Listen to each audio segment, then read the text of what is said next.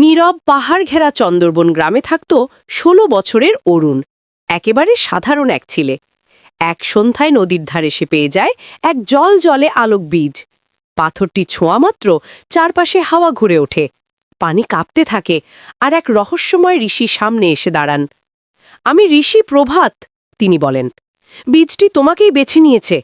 এর মাঝেই আকাশ ফেটে নেমে আসে ছায়ার যোদ্ধা নৈশ ছায়া, আলোক বীজ খুঁজতে।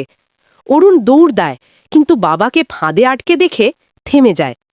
সাহস জাগতেই বীজ এক মুহূর্তের জন্য প্রবল আলো ছড়ায়। নৈশ ছায়া পিছিয়ে যায়। অরুণ পালিয়ে বনে গিয়ে দেখে মীরা, জাবের আর পাথরদেহী বাহির তাকে সাহায্য করতে প্রস্তুত। তারা তাকে নিয়ে যায় আলোর মন্দিরে, যেখানে অরুণ নিজের অন্ধকার রূপের মুখোমুখি হয়ে জাগিয়ে তোলে নিজের সত্যিকারের শক্তি, হৃদয় আলো। ফিরে এসে সে নৈশ ছায়ার সঙ্গে ভয়ঙ্কর যুদ্ধে লড়াই করে। শেষ মুহূর্তে অরুণের হৃদয় আলো বিস্ফোরিত হয়ে সব অন্ধকার ভেঙে দেয়। সেই দিন থেকেই অরুণ হয়ে ওঠে আলোর রক্ষক।